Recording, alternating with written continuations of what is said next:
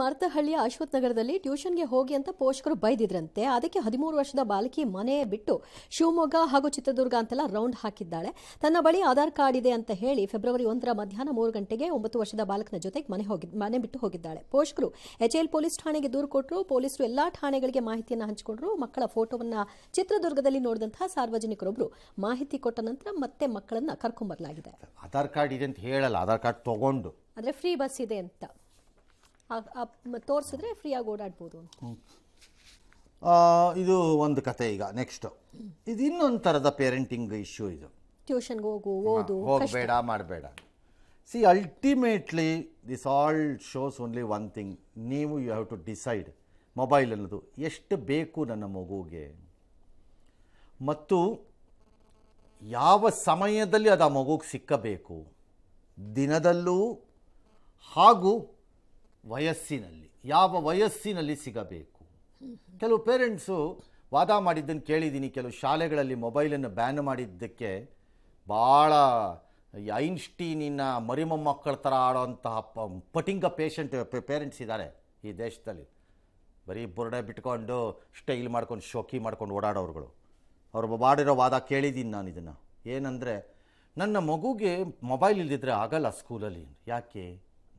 ಅದು ನನ್ನದು ಸೆಕ್ಯೂರಿಟಿಗೋಸ್ಕರ ಬೇಕಾಗುತ್ತೆ ಅನ್ನೋದನ್ನು ಕೇಳಿದ್ದೀನಿ ನಾನು.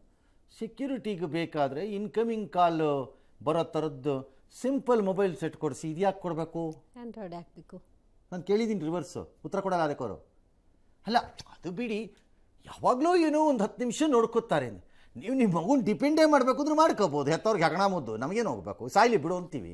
ಇದೇ ಥರ ರಿಪೋರ್ಟ್ ಮಾಡ್ತೀವಿ, ಸುಮ್ಮನೆ ಆಗ್ತೀವಿ. ನಾನು ಸ್ವಲ್ಪ ದಿನ ಆದಮೇಲೆ ಈಗ ಪಂಜಾಬಲ್ಲಿ ಭಯೋತ್ಪಾದನೆ ಸ್ಟಾರ್ಟ್ ಆಗಿದ್ದ ಟೈಮಲ್ಲಿ ಯಾವುದೋ ಕಲ್ಸ ಅದು ಇದ್ದು ಅಂದ್ಕೊಂಡು ಯಾರ್ಯಾರೋ ಅದೇನೇನೋ ನಡೀತಿತ್ತಲ್ಲ.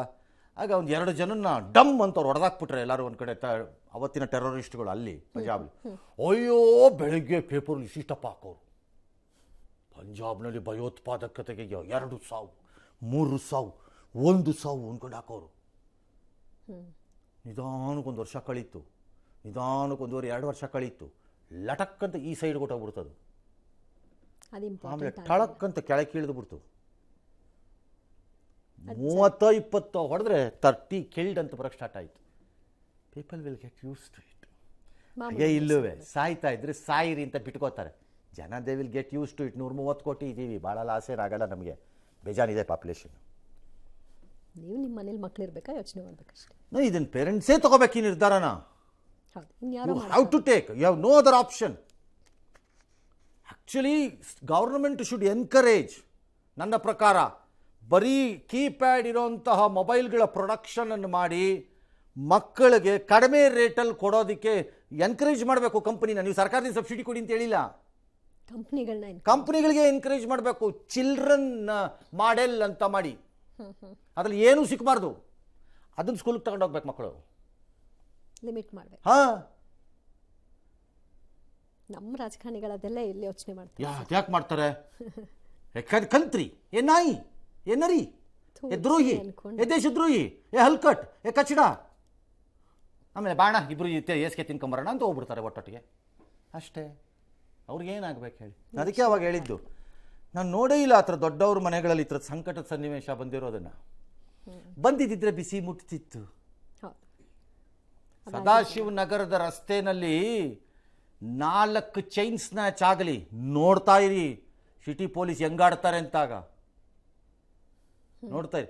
ಸದಾಶಿವನಗರದ ರಸ್ತೆಯಲ್ಲಿ ವಾಕಿಂಗ್ ಹೋಗೋವ್ರ ಮೇಲೆ 10 ನಾಯಿ ಬೀಳಲಿ, ಕಚ್ಲಿ ಮಕಾನಲ್ಲ, ಪರ್ಚಿ ಆಗ ನೋಡ್ರಿ ಏನು ಮಾಡ್ತಾರೆ ಅಂತ. ಲಗ್ಗೆರೆಯಲ್ಲಿ ಹೋಗಿ ಕಚ್ಚಿದ್ರೆ ಕೇಳಕ್ಕಾಗತ್ತಾ?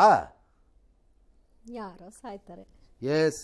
ಜೀನಿ ಸ್ಲಿಮ್ ತಗೊಳಕ್ಕೆ ಸ್ಟಾರ್ಟ್ ಮಾಡಿದ್ನು ಅವಾಗ ಮಂತ್ಲಿ ಪೀರಿಯಡ್ಸ್ ಆಗ್ತಾ ಇದ್ದೀನಿ. PCOD ಪ್ರಾಬ್ಲಮ್ ನಾರ್ಮಲ್ ಆಗಿದೆ, ಥೈರಾಯ್ಡ್ ನಾರ್ಮಲ್ ಆಗಿದೆ. ಪೀರಿಯಡ್ಸ್ ಎಲ್ಲ 6 ಮಂತ್ ಆದ್ರೂ ಆಗ್ತಾ ಇದ್ದಿಲ್ಲ, ಇವಾಗ ರೆಗ್ಯುಲರ್ ಪೀರಿಯಡ್ಸ್ ಆಗ್ತಾ ಇದೆ. ಜೀನಿ ಸ್ಲಿಮ್ ನ ಯೂಸ್ ಮಾಡಿ 8 ತಿಂಗಳಲ್ಲಿ 55 kg ಸಣ್ಣ ಆಗಿದ್ದಾರೆ. ಜೀನಿ ಸ್ಲಿಮ್ ತಗೊಳ್ಳಿ, ಬೇಗ ಸಣ್ಣ ಆಗ್ತೀರಾ, ಫ್ಯಾಟ್ ಲಾಸ್ ಆಗ್ತದೆ. ಜೀನಿ ಸ್ಲಿಮ್ ನ ಯೂಸ್ ಮಾಡಿ 100% ಯಾವುದೇ ಸೈಡ್ ಎಫೆಕ್ಟ್ ಇಲ್ದಂಗೆ ಸಣ್ಣ ಆಗ್ತೀರಾ.